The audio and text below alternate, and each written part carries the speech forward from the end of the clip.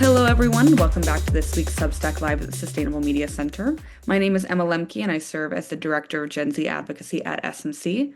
And I'm so honored to be joined in conversation today with SMC new Gen Z board member, Kaylee Robertson. A little bit more about today's conversationalist. Kaylee is a leading social media and mental health advocate in Canada and beyond, drawing from both her academic background in psychology, counseling, and mental health, and her own lived experience navigating serious mental health challenges as a young person. Kaylee has become a very powerful voice in conversations about the impact of smartphones and social media on our well-being today.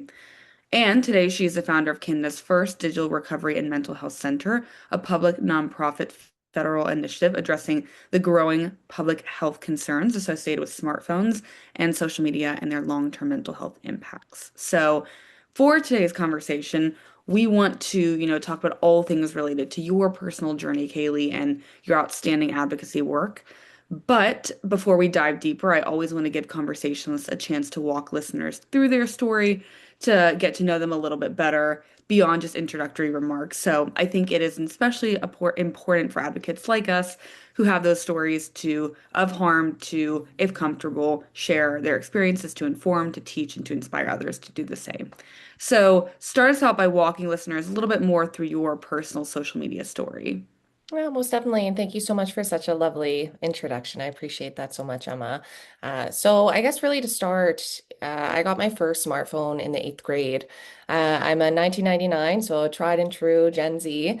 And I think, the story for a lot of us is that we got these phones when we were very young. And I unfortunately had pretty much immediate effects due to the smartphone. A lot of discomfort with now texting friends instead of communicating in person, and very quickly started to get the side effects of, I guess, paranoia from fear of not getting responses back right away. And of course, the now newfound world of social media, what is now X, used to be Twitter, and Instagram and Facebook, and these types of platforms that became totally entrenched in my life in late eighth grade and into grade nine. And in grade nine was unfortunately a horrible experience where I had a initial suicide attempt that caused great grief within my family. My parents and I really struggled with that experience, but also the confusion of why. I grew up in a really wonderful home and I had a great childhood. I played sports. At my grade eight graduation, won awards and loved life, had a great community of friends. So there was a lot of question as, 3 weeks into the ninth grade, what's going on and what's happening. As time sort of continued through my teenagehood, things just kind of continued to get worse with my phone and with social media use. And the way social media culture kind of started to really grow with all of us, Gen Z, at that time. And, the shift from the cam wow selfies to now kind of having these curated profiles and being able to create a perception online not only of ourselves, but having perceptions of other people online. That started with friend groups and being able to see, maybe the cool older kids and all of the exposure that would normally just come from in person. And being in high school was now something we were bringing home with us on the bus and in our pockets. The like ratios of how many people you're following versus how many people like your photo, posting at the right time when everybody would be on their phone at the end of the day. These types of things started to be the social fabric of myself and my peers. And by the time I had it hit age 16, I unfortunately was hospitalized for my mental health. That began to just spiral out of control. The perception aspect of posting online and trying to create a perception of myself really ended up forming into what I now call the digital persona and trying to foster some sort of thought of who I am in other people's minds. So this very deep digital delusion that I started to dive into resulted in having a psychotic episode, and I was hospitalized for my mental health. I had delusions, paranoia, and a complete misconstrued view of the world at this point. Now, this is when influencer culture really started. So, who we now know as Kylie Jenner and the Kardashians and these types of people really began to take form, and becoming an influencer became seen as something that could be a job. As time continued through ages 16 and 19, nothing really changed. the growing force of influencer culture played a role on myself and my peers, but I was often very isolated. I would sit, in my room for hours on my phone, scrolling through Snapchat, feeling extremely discontent when people wouldn't answer me, seeing all kinds of people's lives that seemed to be better than mine, and losing out and missing out kind of on that childhood and teenagehood experience. The biggest part of my story, as much as it was obviously horrifying going through hospitalizations as a young teen and, kind of becoming separated from community and more just isolated into these digital environments that promised community, whereas it, obviously resulted in more isolation. That was terrible. And then I turned 19.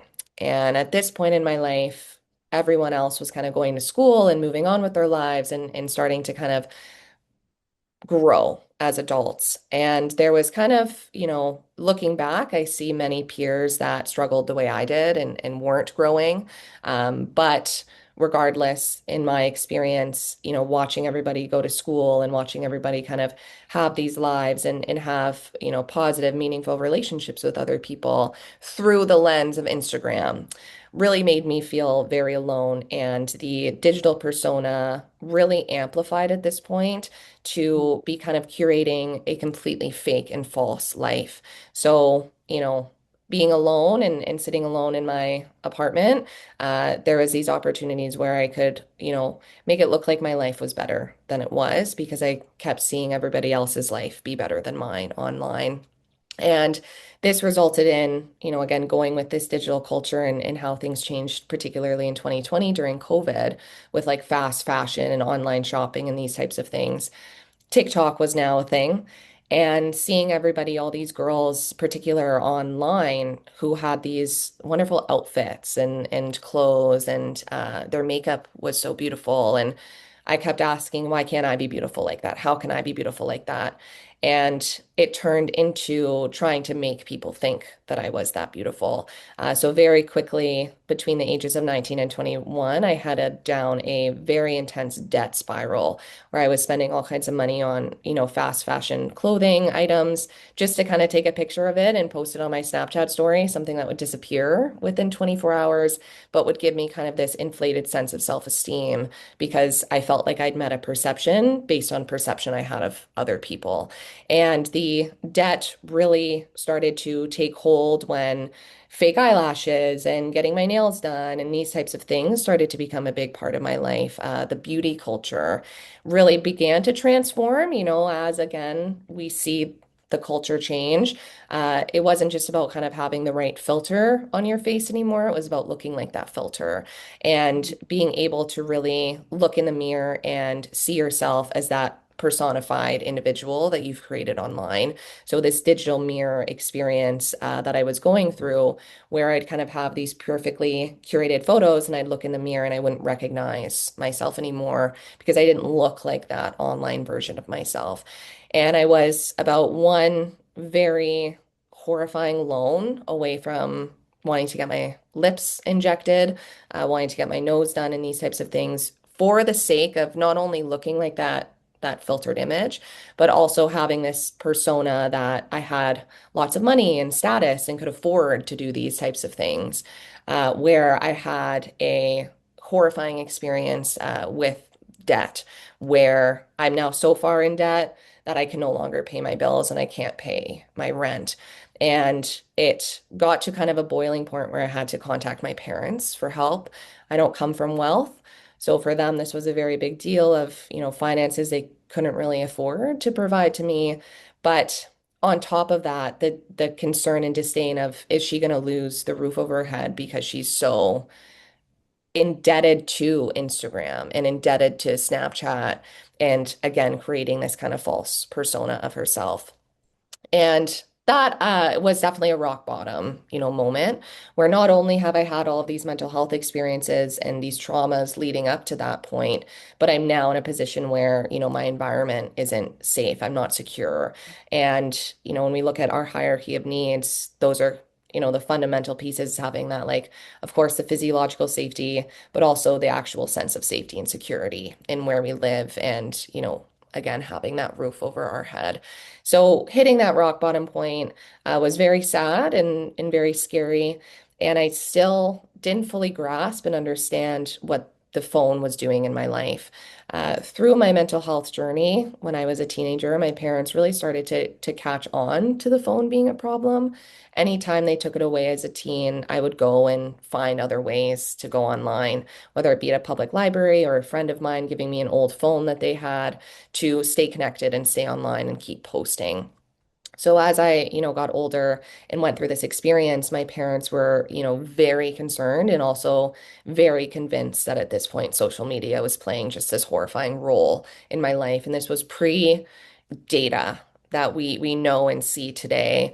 So for them, it was kind of putting patterns together and understanding, and then having to explain it to me in a way that definitely was a lecture-based conversation from my father, but one that was very needed and opened up this really important and intense and wonderful conversation realm between the two of us, where we could really talk about what was not only happening to me, but happening in our world.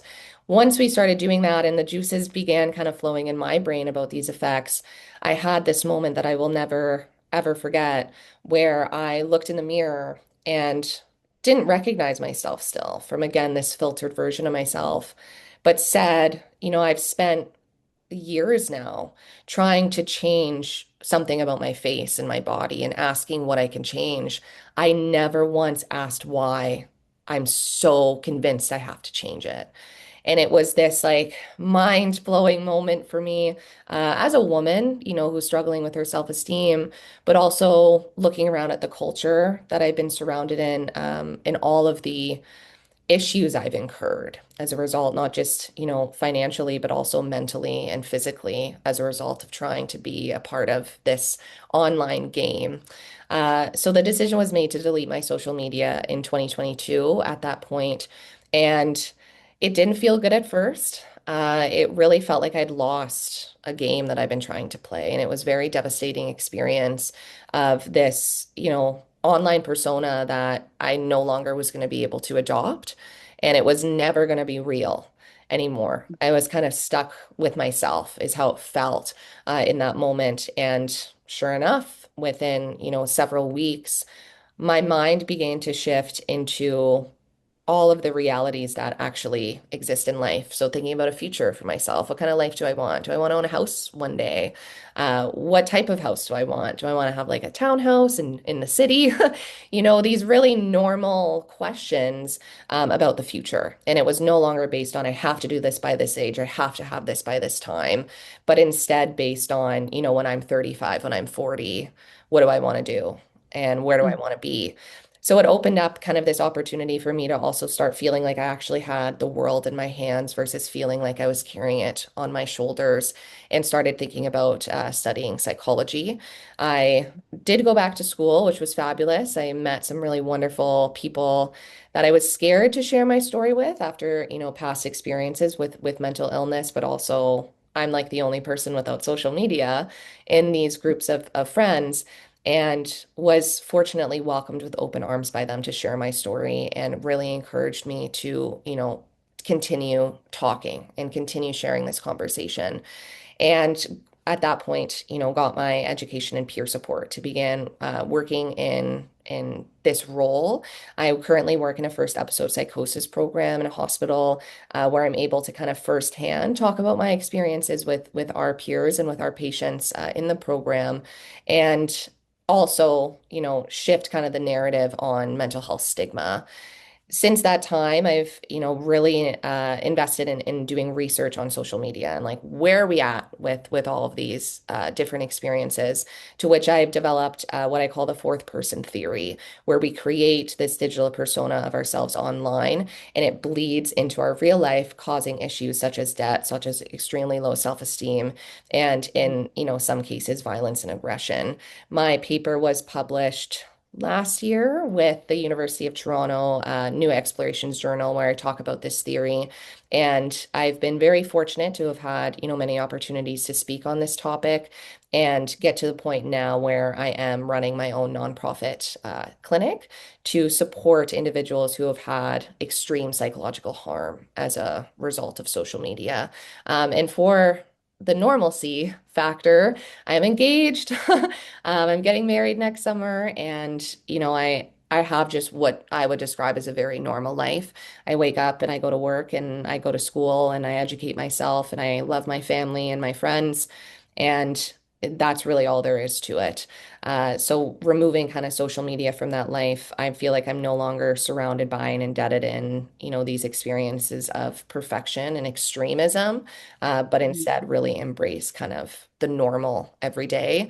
And I never thought after all of my, intense experiences with social media, not only that I would recover to this degree, but also embrace being normal so much in my life. So that's I guess my story in however many minutes or less. No, well, one, thank you genuinely so much for sharing. I I find that that fourth person theory, it really rings true. I think to anyone who's had negative experiences with social media, to whatever in whatever way you fall on the spectrum, whether it's just, feeling more anxious to, being hospitalized. I do believe that digital persona exists, and I'm just so glad that you put it into words and allowed people to lean on like a theory to be able to describe their experience that they were going through. Sure. So my next question pertains kind of to your digital recovery and mental health center.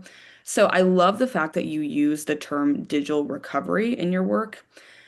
But what does digital recovery really mean to you, and how is it different than simply saying to someone like yourself in the past to spend less time on their phone? Sure.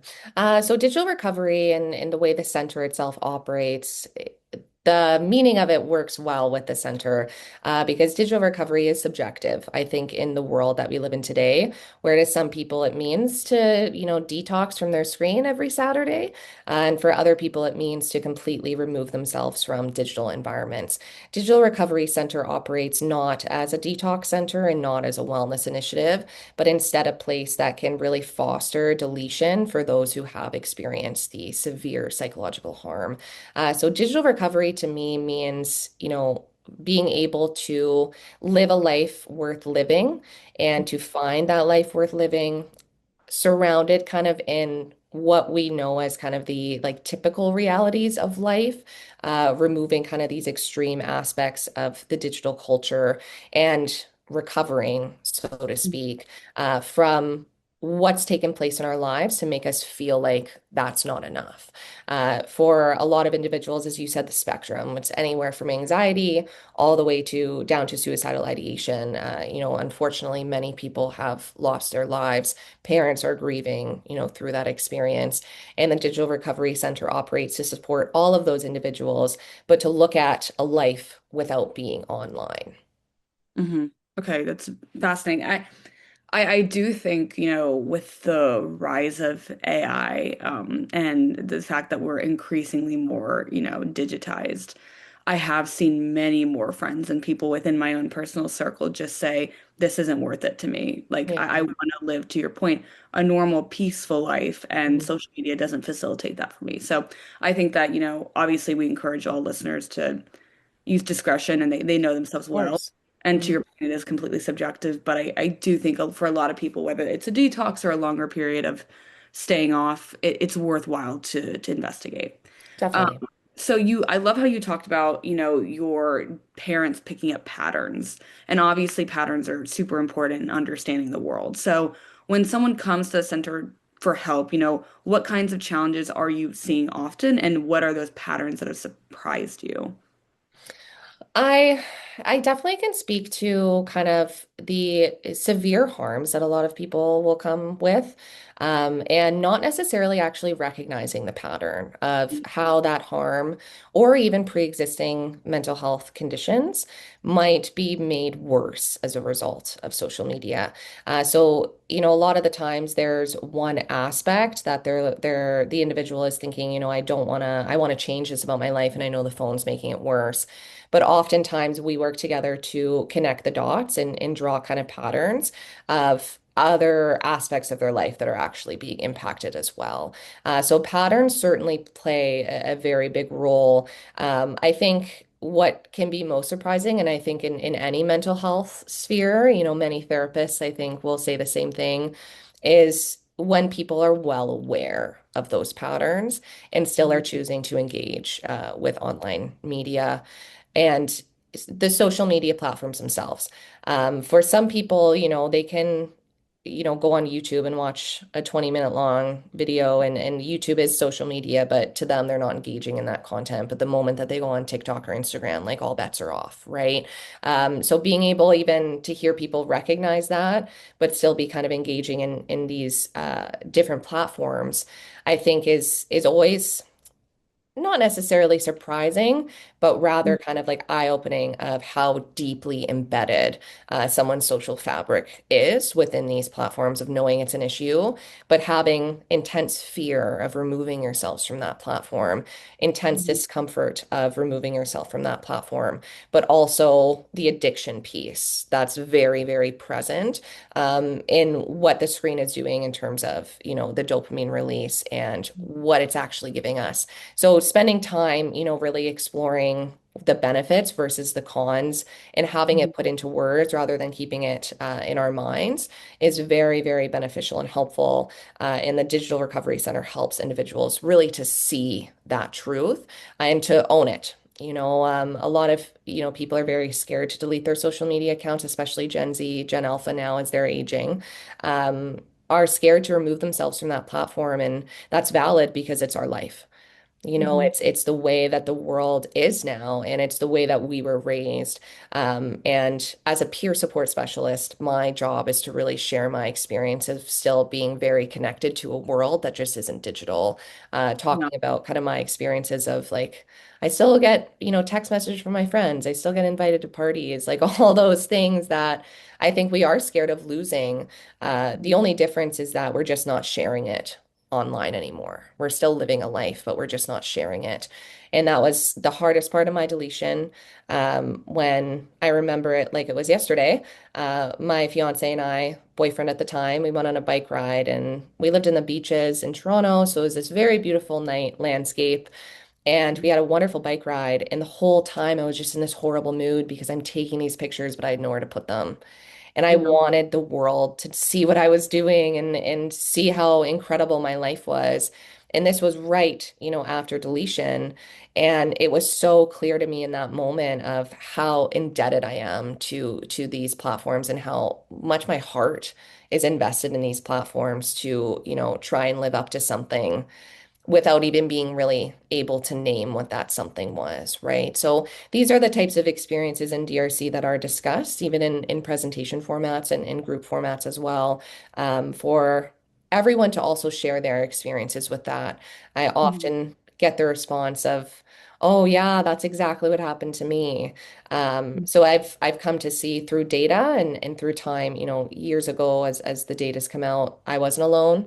And then Mhm. through, even Emma meeting someone like you, like understanding none of us are alone. Like we're all in this together. And there's different ways that, certain individuals need support than others. And DRC works to address kind of that other, piece of the population. And I love how you mentioned, that there is this generalized anxiety about getting off and, not having someone, not having the performance of showcasing your life. And Yeah. I remember saying this to someone a while ago when I was when I went off Instagram briefly. I got back on, but when I was taking a bit of a detox. I I know that, you were told throughout life that you want people to bear witness to your life. It's so important to have someone witness what you're going through and to feel a sense of community with the people you're around. Mhm. And I remember saying to someone else, like, I think that that's kind of at its core what social media intended to do is provide a platform to allow people to bear witness to other people's beautiful lives. But Yeah. obviously, it spiraled out of control. Mhm.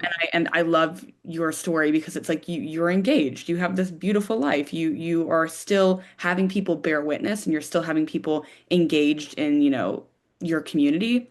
But you don't need a digital apparatus to facilitate that. And I think Yes. for a lot of people, they think that if you get rid of social media, you won't have anyone who's going to Sure. care about your life.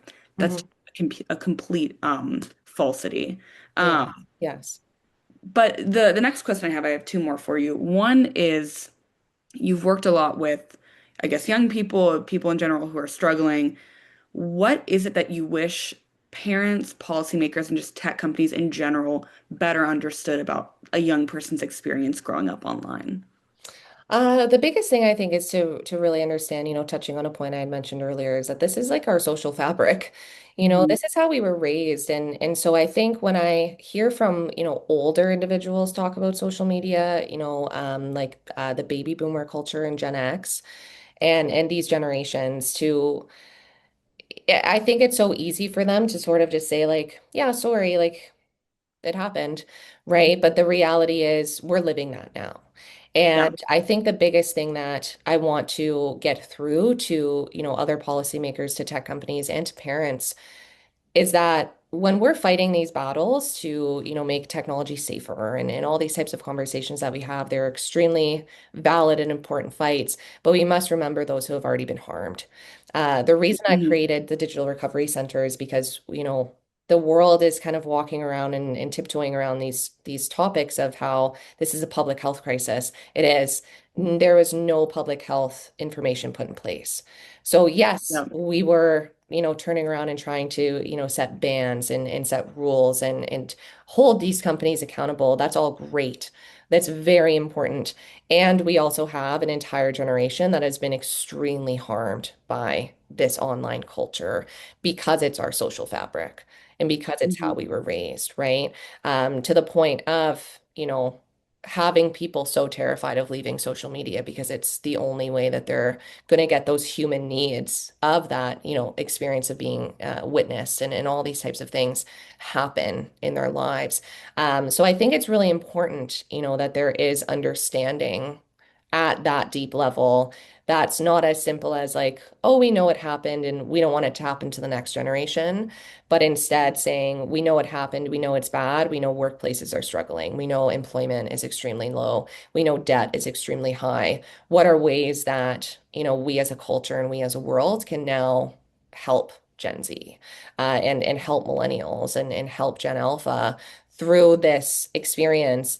Because even, if individuals aren't on social media until age 16, we're still going to have problems from that. Like it's not going to be kind of this quick fix of like, oh, like you're 16, you're not going to be subjected to political harms, you're not going to be subjected to ads and all of the things that take place that we're seeing hold on to, Gen X and to baby boomers as well. Right. So I think it's important that we really start talking about this from a cultural perspective. In my book coming out next year, that's really what I explore is that this is, a cultural problem that we're experiencing. Are we asking the wrong questions? And is the result of that giving us the wrong diagnosis of what's taking place in the world around us? Because we have effectively lost a generation, and they are struggling right now a lot. And, I'm sure like you, like on, working with Gen Z and being advocates, it's our goals to, not only bring awareness to that, but to help Gen Z come back. It's not too late, but it's just not early anymore. Absolutely. And finally, for someone watching who recognizes parts of your story in their own relationship with technology, what is just like one place you would encourage them to start to build that better relationship with themselves, the world around them, and their technology? I would really ask them and encourage them to start looking at themselves as a human. I think it can be really hard when we've had these digital platforms and digital worlds so embedded into our lives that we start to see ourselves as part of that digital platform, right? So if we're struggling, and if anyone out there identifies with any piece of my story and is struggling the way that I struggled, what saved me was returning to human and remembering that, yes, we are humans, a human being, but we're humans being. Like we are on this earth to exist. And the more we are so engulfed into these online platforms and in these cultures, the less we're going to feel human. So being able to really, look in the mirror and speak to themselves as that human, I think is extremely important. To treat themselves as though they're human, to have grace when things aren't perfect. When we're trying to create personas or trying to achieve a perception, we lose sight of the fact that, we are not perfect, and that is the beauty of life. Right? Mhm. Self-care and all of these things are so, shoved into our lives these days on these platforms, but we're not actually living them if we're sitting there and watching it. So I really believe that returning to the human and, re-examining how we look at ourselves and what I is a really great place to start, Mhm. finding hope and finding joy in the mundane aspects of life again that do not have to be shared online. Mhm. Oh, that is beautiful. Okay. Well, thank you so much, Kaylee, for coming on and talking with us and sharing your stories and your amazing insights. Obviously, we'll have you back on. We want to follow your book journey. We want to follow Thank a lot of your other work because I think it's just vital in telling the story and having, productive intergenerational dialogue. I think your theory is phenomenal, and I'm super excited to see how you expand upon that idea in your novel. But as always, super excited to be in continued conversation with the SMC community, and we will speak with you again next week, everyone. But thank you for joining us again, Kaylee. Thanks for having me.